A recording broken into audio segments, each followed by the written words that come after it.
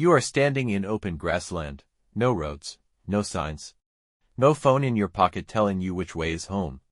The sun is dropping behind a ridge you do not recognize. Your heart starts to climb into your throat. For most of human history, this was not a nightmare. This was Tuesday. For roughly 300,000 years, your ancestors moved across landscapes with no maps, no compasses, and no GPS, and somehow they almost never got lost. Not occasionally found their way home. Almost never got lost. How is that possible? How did a species with no written language and no satellites manage to track herds across 1,000 miles of unmarked land and walk straight back to camp every single time? The answer is that your brain still carries the tool they used, you just stopped listening to it. Start with the obvious question. What does it even mean to navigate without a map? A map is a symbol. It is a flattened, abstracted version of the world that you hold at a distance and study. Ancient humans did not need that abstraction because they were not separate from the landscape in the first place. They read it directly, the way you read a face. This is where the evidence gets interesting. Anthropologist Louis Liebenberg spent decades studying sand trackers in the Kalahari Desert, people whose hunting depends entirely on reading the ground.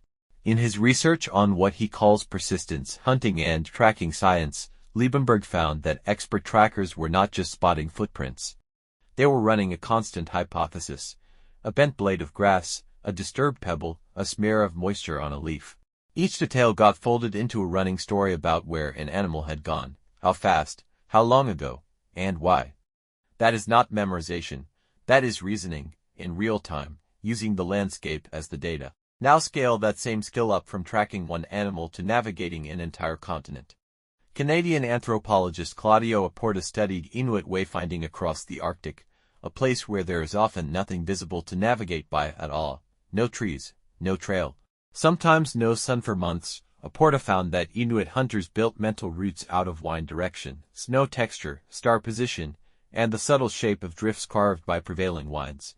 Elders passed these route systems down through stories and travel itself, not through drawings. A hunter could be dropped into a whiteout and still walk a near straight line home, because the route was not stored on paper, it was stored in the body. And it gets even more striking once you leave land entirely. Polynesian navigators crossed thousands of miles of open Pacific Ocean in canoes, with no instruments, centuries before European ships dared the same waters. Researcher David Lewis spent years documenting these wayfinders directly, sailing with them and recording their methods. Navigators tracked the angle of sunrise and sunset, the direction of specific swells rolling under the hull, the flight patterns of birds returning to land, even the faint glow of reflected light under clouds near an island too far to see. One navigator could hold dozens of star pads in memory, each one a route between two islands, and adjust mid-ocean as conditions shifted. This is not folklore. This is one of the most sophisticated navigation systems ever devised by humans, and it was built entirely without writing. So let's reconstruct a single ancient journey, using everything we just learned. A small group sets out from camp at dawn, heading toward a known watering hole 2 days away. There is no map. Instead, the group's elder keeps a running mental log. The angle of the morning sun against a distinct rock outcrop, the smell of a particular shrub that only grows near water, the slope of the land underfoot. By midday, the group reads a change in vegetation, an old archaeological marker of water nearby that experienced foragers would recognize instantly. By dusk, the elder orients by the rising stars, holding a remembered star path the same way a Polynesian navigator would hold a route between islands. There is no anxiety about getting lost, because there is no separation between the traveler and the terrain. The land itself is the directions. Here is the counterintuitive twist. We tend to assume that without maps, ancient humans must have wandered more, gotten lost more, and stayed closer to home out of fear. The evidence says the opposite.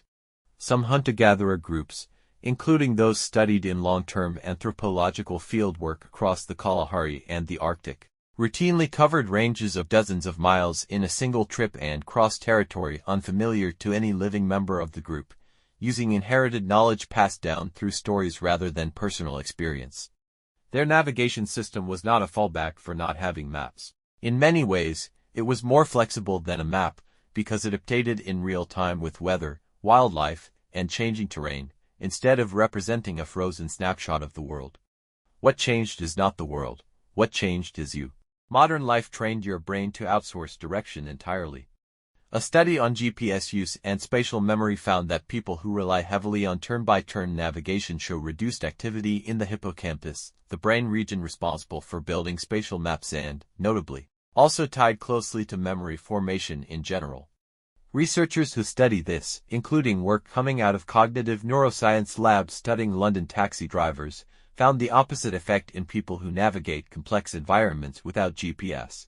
Years of memorizing London's tangled streets without satellite help was linked to measurably larger hippocampal volume in licensed cab drivers. Use it, and it grows. Outsource it, and it shrinks. Think about the last time you actually paid attention to your route home. Not the turn-by-turn voice, the actual landmarks. The shop on the corner, the slope of the road, the direction the sun was hitting your windshield. If you are like most people today, that information barely registers anymore, because you have a device doing that work for you. Your ancestors could not afford that disconnection. Survival depended on knowing exactly where they were at all times, and that pressure built a navigational instinct so refined it could cross oceans without a single written symbol.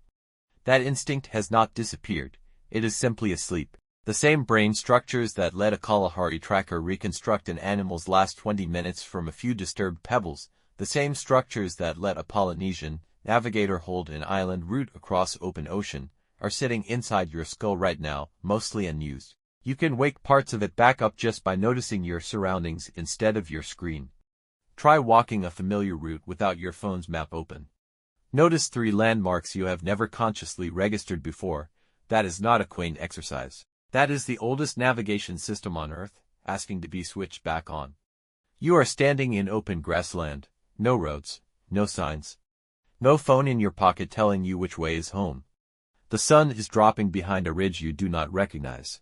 Your heart starts to climb into your throat, but somewhere underneath that fear is a quieter, older voice, the one your ancestors trusted for 300,000 years.